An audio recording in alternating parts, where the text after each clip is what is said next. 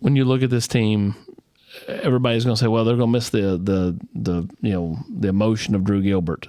Who brings that this year? Who's going to be that emotional catalyst? To be honest with you, I don't think there's going to be one specific guy, because like you said, Drew, he brought a lot of emotion. So I don't think we're going to be able to match like what he brought to the table, but I honestly do not think that's a bad thing. I think we're going to have a lot of level-headed guys, and there will be a few guys that bring that emotion, just not to the level that he did. But you still have to deal with the fact that everybody wants to kind of put one on Tennessee because, that last year's group was such a bunch of, they were emotional. They talked trash. They backed it up.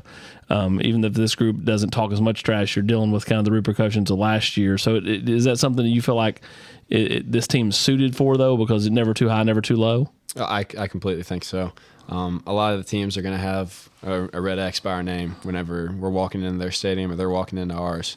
So I think, just knowing that people are going to want to beat us more than they want to beat anybody else, they're always going to throw their best punch at us. You look at this team, you got Kyle Booker and some players that have a lot of potential but haven't been in the starting lineup. Trey Lipscomb was that guy a year ago, and then all of a sudden, next thing you know, he's getting drafted really high and having, SEC Player of the Year type season.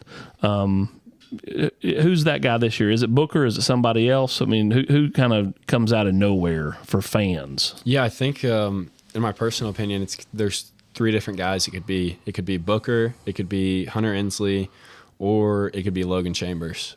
They've all been swinging the stick really well, and I think they've got a lot of potential to, just have great years. They're all just putting the bat on the ball and making the most of their opportunities that they get. So, what do you like most about this year's team? Wow, the chemistry in the locker room, it's pretty good. I know a lot of people are saying, oh, there's all these new faces. They're not going to really bond that well.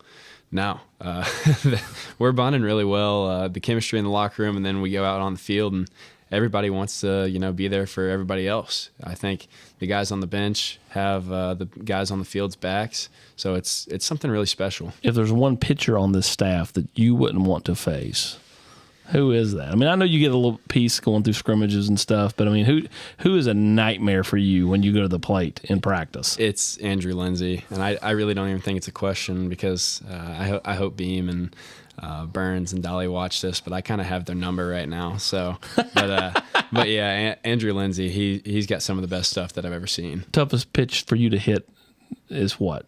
I don't know if I'm supposed to say that, That's true. I mean, you don't want to give your secrets away. That's a good point. Yeah. One thing you've not done at Tennessee that you want to accomplish, whether it be as a team or an individual? My freshman year was my redshirt year, so I didn't get to travel with the team. So something that I want to do personally is go to Omaha. I want to make that trip, and not only do I want to make that trip, I want to come back home with the hardware. So I think ever since we lost to Notre Dame, that's been my motivation. How tough was that last year? I mean, you went through the whole season, basically number one, and all of a sudden, a rough weekend, and they're hot. I mean, the tournament baseball is just like tournament basketball. I mean, it doesn't matter what, Rick and the basketball team's playing like in early February. If they're playing right in March, that's what matters. Same thing for you guys. Mm-hmm. Yeah, no, it was really tough. Like you said, Notre Dame came in, they were hot. They had a lot of older guys on the team. They were well coached, so credit to them for that. But yeah, they came in at the right time, and we kind of got a tough draw. But yeah, they came in and did what they had to do and moved on. So I think we learned a lot from it, and we're gonna take that into this year. Yeah, you go to LSU, you go to Arkansas this year.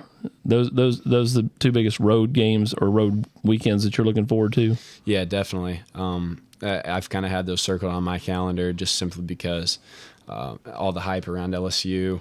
Really want to go in there and just show them what this team is about. Do you think this team is going to win more with singles, doubles, and triples, or are they still going to win with the long ball offensively? I think you're going to get more of a combination of both of those this year. We're still going to hit plenty of long balls, but I think you're also going to get a lot of doubles and you're going to get a lot of triples. There's a lot of speed on the bases as well. Hey, thanks so much for watching the video here at Volquest on YouTube, the leading source of University of Tennessee football, basketball, and recruiting. Be sure to check out our latest video right here and our latest live show right above it. All that at Volquest.com and Volquest on YouTube.